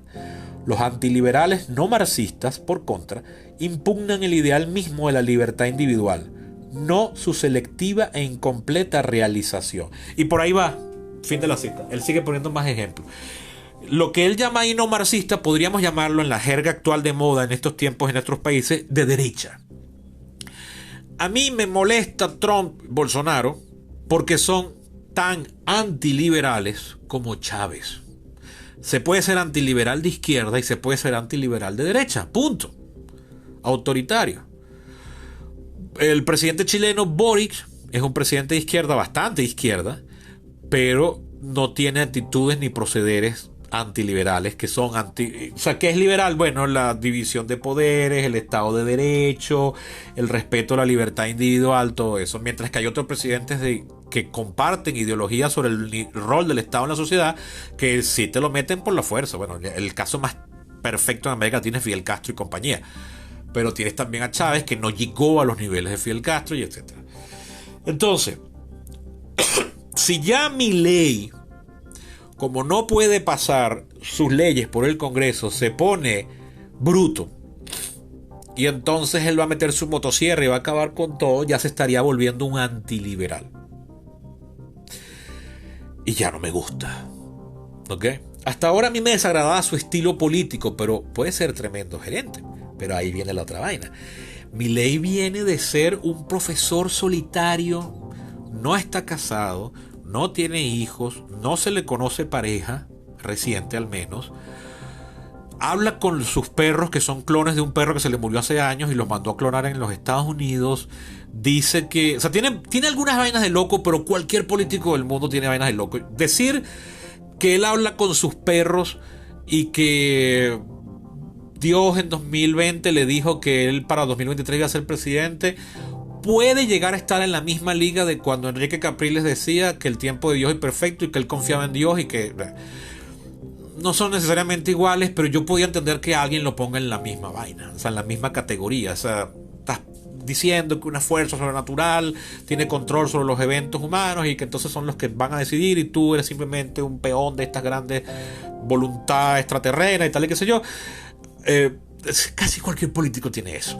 Entonces a mí esas cosas que son las más pintorescas, incluso su estilo chillón, escandaloso y vulgar, también pueden ser digeribles si el tipo lo hace bien. Pero aquí viene la vaina. Milei nunca ha tenido otro trabajo que no sea el de profesor economista. O sea, ni siquiera como economista ha tenido un cargo donde tiene que diseñar políticas públicas. Trabajar con data real y ver, o sea, y proponer algo y luego ver que tenga resultados y ver por qué las cosas resultan o no como él lo predijo. Él solamente estaba en la comodidad de la academia, que se los digo yo. O sea, yo soy en ese sentido lo más parecido a Milei, porque mi única verdadera actividad laboral exitosa en la vida y que se prolonga y que ahorita estoy extrañando es la docencia. O sea, en ese sentido me parezco muchísimo a él. Y fíjate, estoy soltero y tal. Uy, qué miedo. Pero bueno, la cosa es que Milei no tiene experiencia, nunca ha tenido un cargo ejecutivo, hasta el 2021 nunca había sido legislador. Era simplemente una figura exótica en medios de televisión. Primero en el aula y después eventualmente en los medios de comunicación, donde se convirtió en una celebridad. Y a la gente le gustaba porque hablaba claro. Y eso es la misma vaina que gustó de Chávez, la misma vaina que gustó de Trump. Pero ok, ahí es coincidencia. Eso no tiene por qué ser necesariamente malo. Si tú después te adaptas a la realidad y dices, mierda, esta vaina acá adentro es otro peo. A ver cómo hago esto. Está por verse. No voy a decir de entrada que Milei la va a cagar, que no va a durar, que va a convertirse en un Chávez o en un Trump. Nada de eso lo voy a decir. Pero la tiene bien, bien difícil. Y yo creo que lo más probable es que va a decepcionar a un gentío. No estoy diciendo que es lo que va a pasar. Es el escenario que yo ahorita veo como más probable. Y probable es una cosa.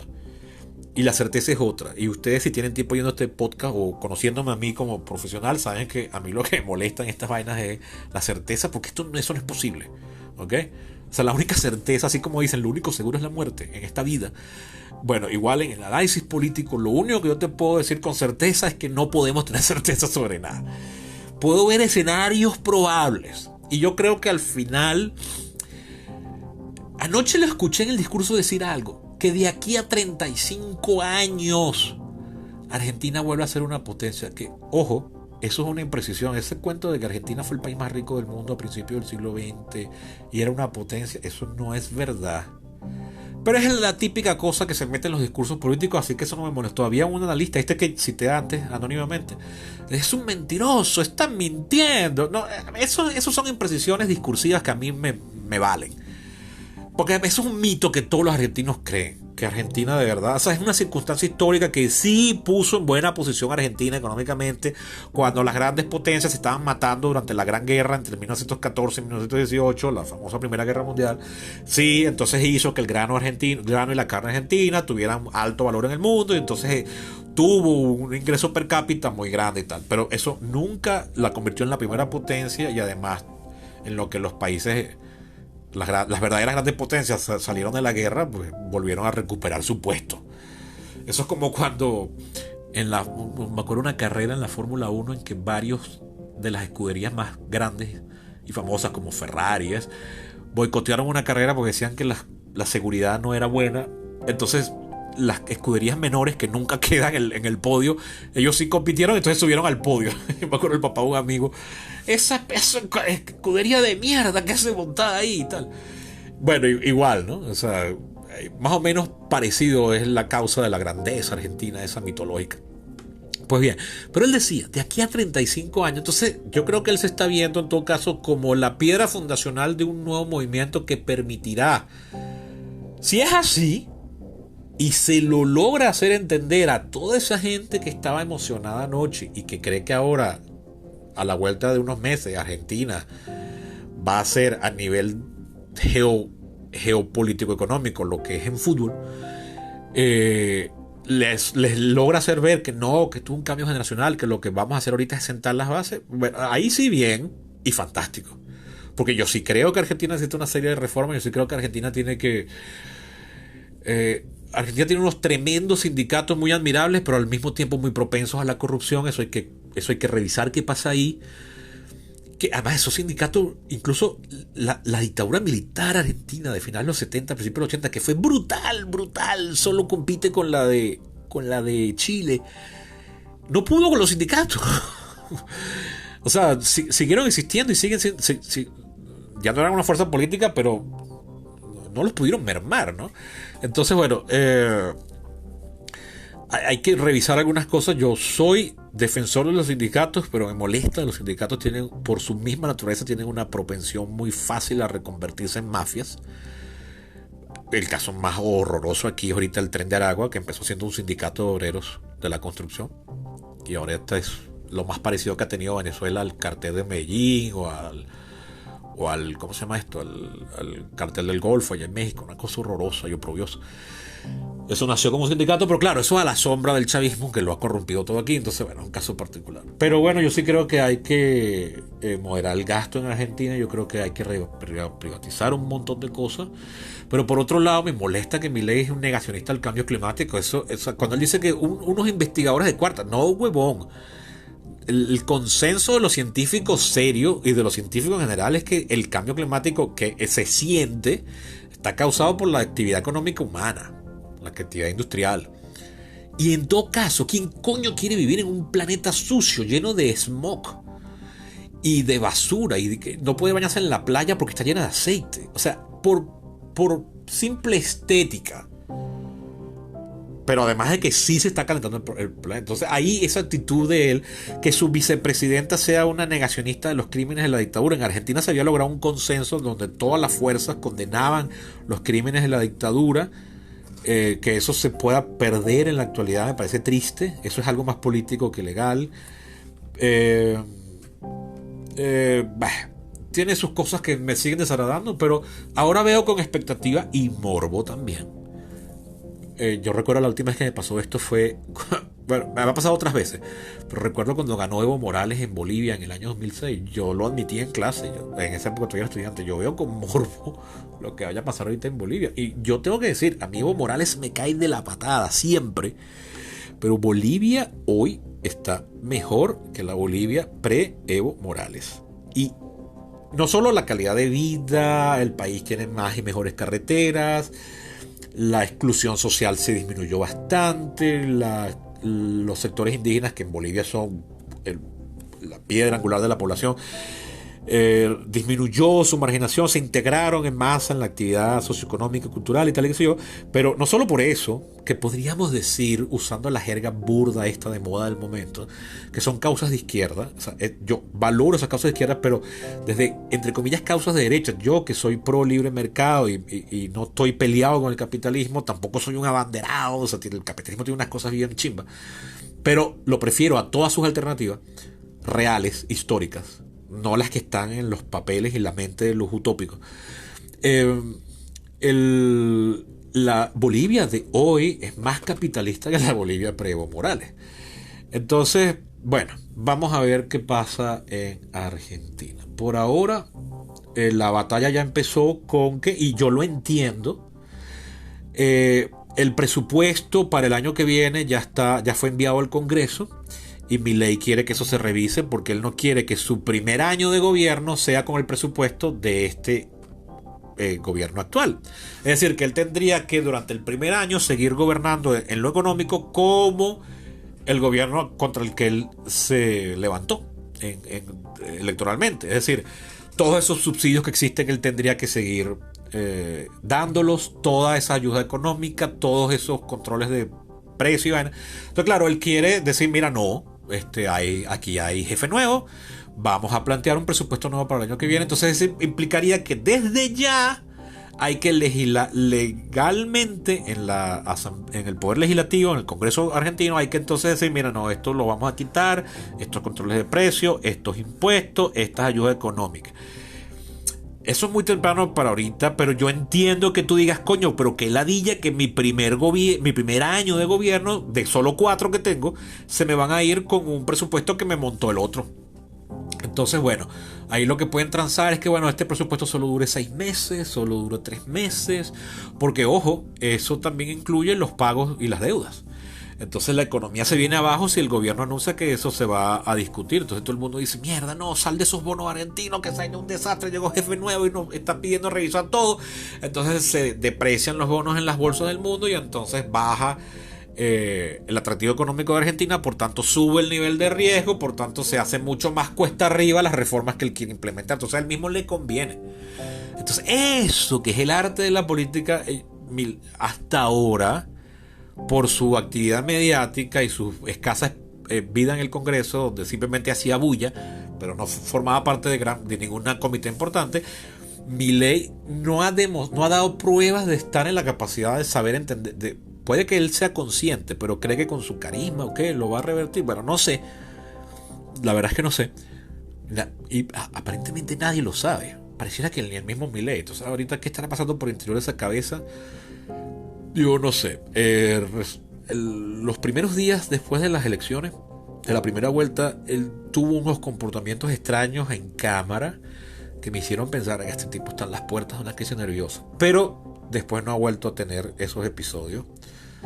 Pero bueno, una campaña electoral estresa a cualquiera. Yo tengo muchos amigos que han trabajado en campañas presidenciales importantes y se quieren como morir. O sea, es horrible, es horrible. Eso no tiene nada atractivo. O sea, es porque te gusta la emoción de eso. Pues es como ser militar y vaina, esas cosas que te pueden matar, pero bueno, te gusta, pues, pero es horroroso. O como ser médico. Médico en una sala de emergencia, médico de guerra, una cosa así, ¿no? Pues bien, amanecerá y veremos, vamos a ver. La tiene difícil, la tiene cuesta arriba. Hay cosas que sí me gustaría que hiciera. Yo creo que, bueno, abrir la participación del público en YPF, la empresa de esos yacimientos petrolíferos. No sé qué vaina, se me olvida siempre la última letra.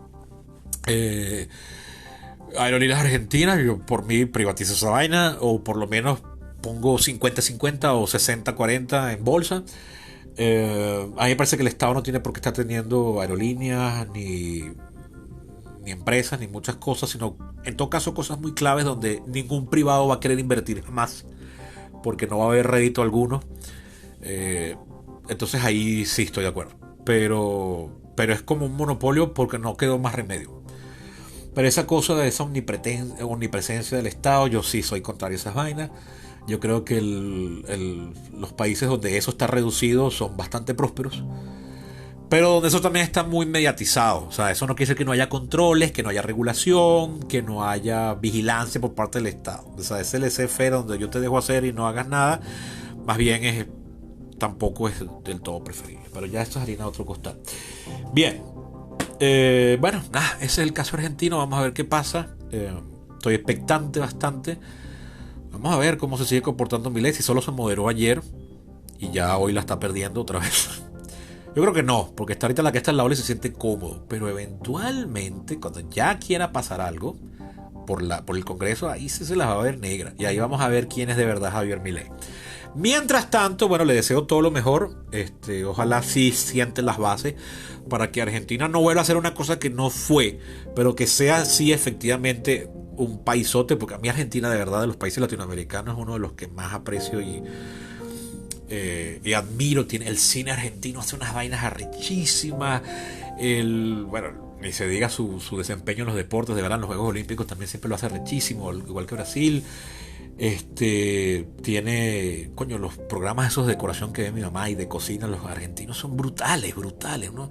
El nivel de producción de esos programas, y luego las cosas que visitan, las cosas que muestran, es arrechísimo. Y bueno, entonces sí que le deseo todo lo mejor, pero vamos a ver.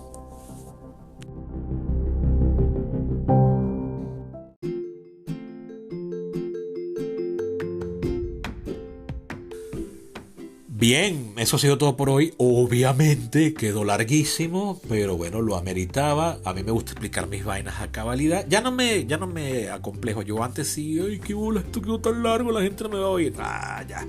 Los 4 gatos que todavía me oyen les gusta oír las vainas largas. Tengo una amiga que me oye en 1,5. Eso me molesta, pero bueno. O sea, no me molesta, es así como, no, ¿por qué haces eso? Pero bueno, si a ella le funciona, ¿quién coño soy yo para decirle que no? Lo bueno es que me oye y después siempre me escribe para decirme sus comentarios, darme el feedback. Bien, recuerden, por supuesto, que este podcast, por más que se nos ha vuelto irregular, pero sigue vivo, se mantiene gracias a su aporte. ¿Cómo pueden ayudarme? Pues visitando mi Patreon, donde tengo un perfil, se escribe Patreon, así como suena, patreon.com/perípatos, el nombre del podcast, Perípatos. Se meten ahí y ven que pueden aportar $1 mensual. Ustedes pueden donar más. Yo lo único que les pido es $1 al mes. Ustedes pueden donar 5, 10 si ustedes quieren. No, tanto no, porque me sentiría mal. No, este podcast no vale eso. Pero ese dólar no enriquece ni empobrece a nadie y hace bien. Entonces, bueno, vale, visítenlo y háganse patrocinantes del podcast, que vienen cosas chéveres por ahí, de verdad. Se los garantizo, las estoy cuajando. Lento, sí, pero las estoy cuajando. Preparando, planificando, comenzando a ejecutar. Eso ha sido todo por hoy. Háganle llegar esto a aquellos que crean que les pueda interesar o ser de utilidad. Hasta la próxima.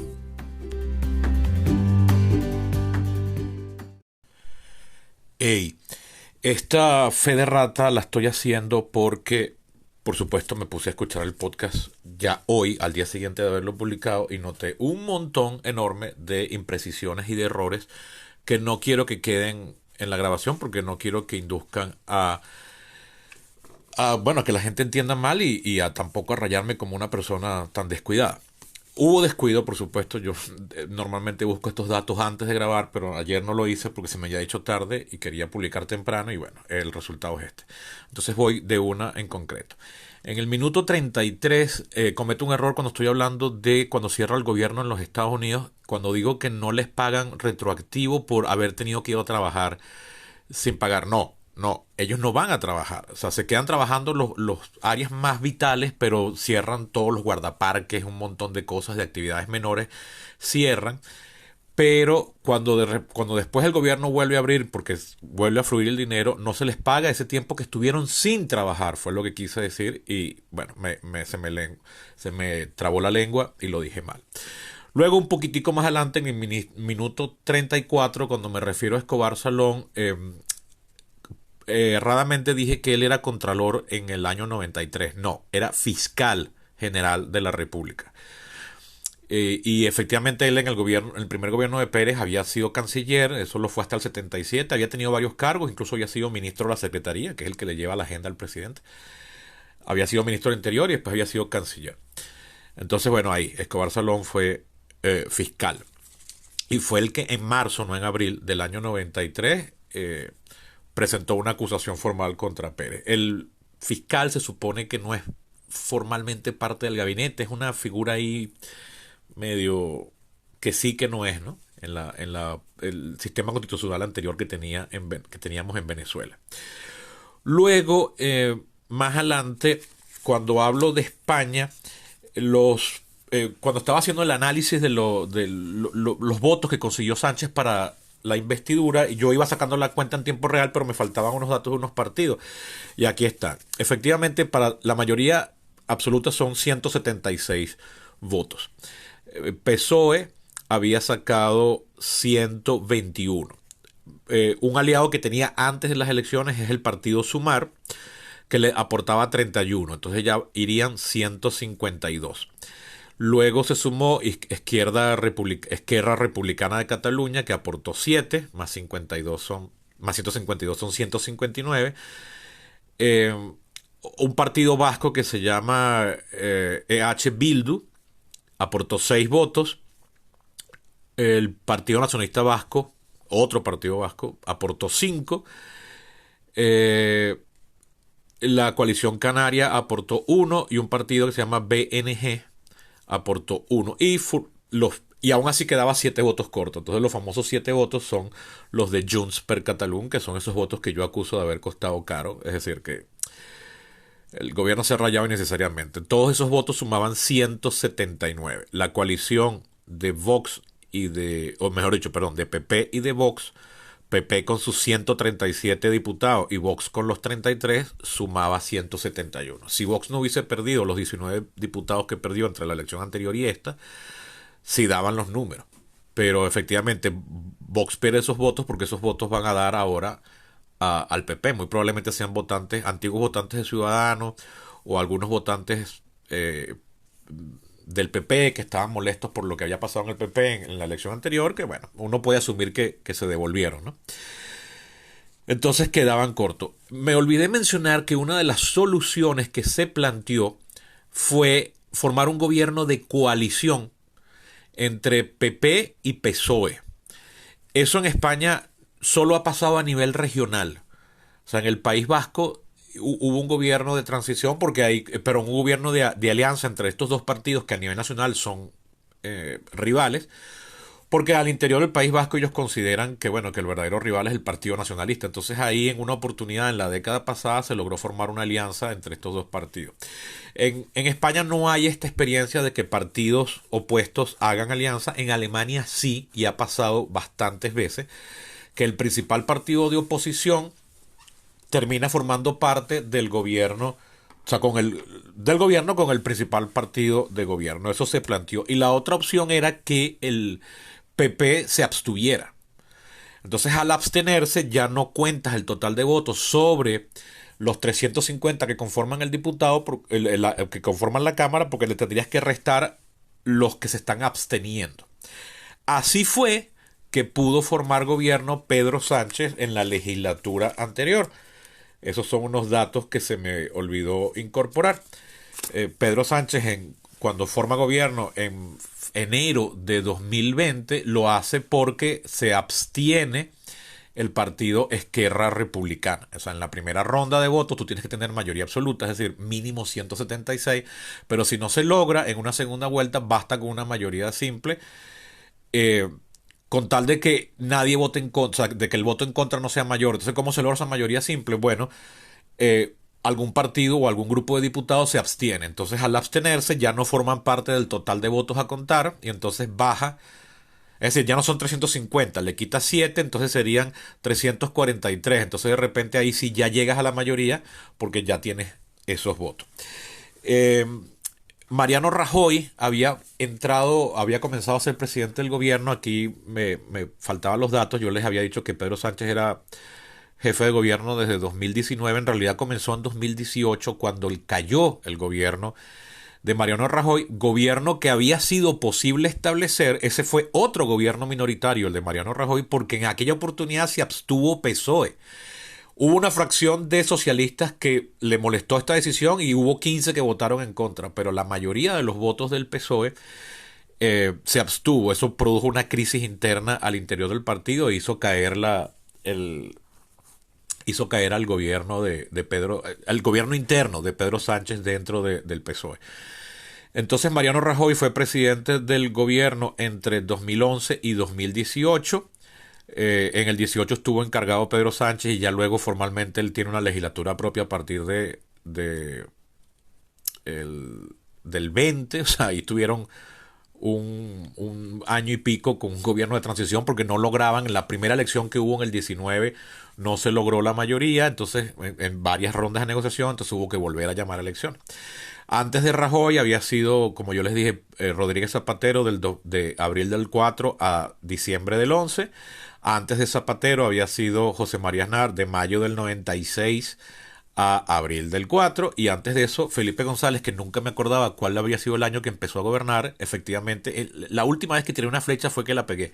Fue en el 82. Desde diciembre del 82 hasta mayo del 96. O sea, ha sido el presidente de gobierno, que es como llaman allá al primer ministro, que más ha durado en España. Duró 14 años. Aznar duró 8. Zapatero duró 7 y Rajoy duró 7 también, así redondeándolo. Luego, más adelante, otra fe de errata. En el minuto 64 me equivoco del nombre del presidente de Vox, del jefe de Vox. No es Pedro Abascal, es Santiago Abascal. En el minuto 55 y después otra vez en el minuto 80 no recordaba qué significaba la F en YPF, que es la famosa empresa petrolera argentina. YPF quiere decir Yacimientos Petrolíferos Fiscales. Es la PDVSA de allá, pero a diferencia de PDVSA, que fue fundada a finales de los 70, YPF fue fundada en 1922 por un gobierno, como una empresa estatal.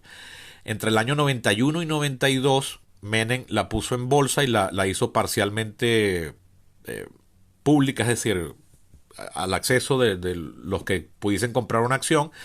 En el 99 fue comprada en un 97% por la empresa española Repsol. Y luego fue en 2012 que Cristina Fernández confiscó un porcentaje, o sea, se la quitó a Repsol y la volvió a hacer del Estado, pero solo un 51%. O sea, actualmente YPF es 51% del Estado y 49% pública, es decir, en bolsa. Esa es la propuesta de María Corina Machado aquí y la han tildado de radical. Y resulta que es lo que hizo la izquierda de Cristina Fernández en Argentina. O sea, el modelo mixto, que aquí es visto como una radicalidad ultraliberal de la derecha más extrema que representa María Corina, es lo que hizo la, entre comillas, ultraizquierda argentina. Esto demuestra mi punto de que estas etiquetas gruesas de izquierda y derecha son demasiado imprecisas e inexactas como para estarlas usando en sí mismo. Mucho peor todavía es estar midiendo, esto es un comentario para nosotros los venezolanos, estar midiendo el resto del planeta sobre la base de nuestra experiencia traumática en Venezuela. Entonces, que porque Biden sea la izquierda en los Estados Unidos, entonces ya lo vemos como un chavista. O Sánchez en España y así. Más adelante, o bueno, más adelante no, sino que entre el minuto 55 y el minuto 80, es decir, en el minuto 79, para ser preciso, yo había puesto un ejemplo de qué pasaría con los bonos argentinos si de repente el gobierno hace unos exabruptos, pero debo mencionar un par de aclaratorias más. Hoy amanecieron en las bolsas los bonos argentinos y las empresas argentinas que cotizan en bolsa, las empresas mixtas, es decir, que son parte de estatal y parte en manos de accionistas, amanecieron al alza porque, bueno, hay emoción de que, ay, mira, si las van a vender todas, esto hay que comprarlo ahorita.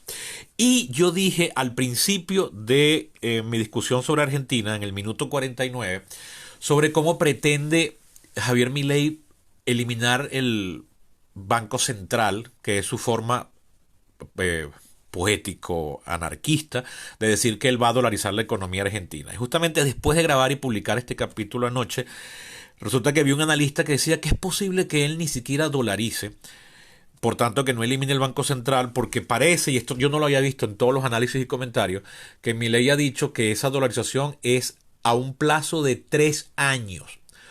Igual con la privatización de empresas, porque él dice que primero hay que sanearlas antes de ponerlas a la venta y que el proceso de dolarización implica que, como bien sabe él, tú no puedes dolarizar el país ahorita porque no hay reservas, no hay suficientes dólares para circular en la calle. No hay reservas para eso. Entonces que él tiene que primero sanear la economía para luego finalmente rematar con una dolarización.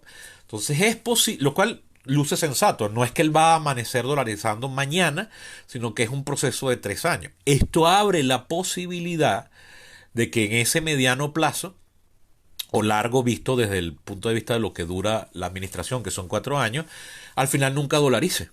Porque bueno, si él logra estabilizar el peso, saneando la economía a través de la reducción del déficit fiscal, entonces quizás no haya necesidad de eso y por tanto no incurriría en ese exabrupto que es quitarle la soberanía monetaria argentina a través de la eliminación de la política monetaria con la dolarización. Porque como yo decía, a partir de ese minuto, del 49, pasa entonces que cuando tú dolarizas, tu política monetaria pasa a ser la de los Estados Unidos, que es lo que le pasa, por ejemplo, a Ecuador.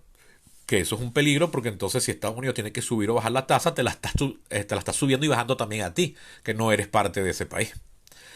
Entonces, bueno, bien, estos son los correctivos. Me equivoqué con uno que otro nombre, ubiqué mal las fechas de inicio y de término de algunos gobiernos y me había faltado por mencionar formas alternativas a la resolución del conflicto político español, que es la que ya dije de que podría haber habido una abstención por parte del PSOE para que entonces PP pudiese gobernar, o la otra era formar un gobierno de coalición entre estas dos fuerzas opositoras, que una fórmula que en Alemania se ha utilizado mucho, se utilizó aquí en Venezuela en el año entre el año 59 y el 63 o bueno, también se siguió usando en el gobierno de Leones, porque se consideraba ahí que el principal enemigo era el estamento militar, que veníamos de una dictadura y tal. Entonces, bueno, no se veía que COPEI y que URD eran fuerzas tan opuestas como lo era los que se habían beneficiado de la dictadura militar y el estamento militar mismo. Entonces, bueno, eso era la fe de ratas. Me disculpan estas imprecisiones. Esto es producto de no haber hecho un guión estricto como me gusta hacerlos a mí, pero que me deja exhausto y que además se oye acartonado cuando lo voy leyendo. Entonces, por esto es que había utilizado este método que entonces abre la puerta a este montón de errores. Esto quedó de 15 minutos, qué bola.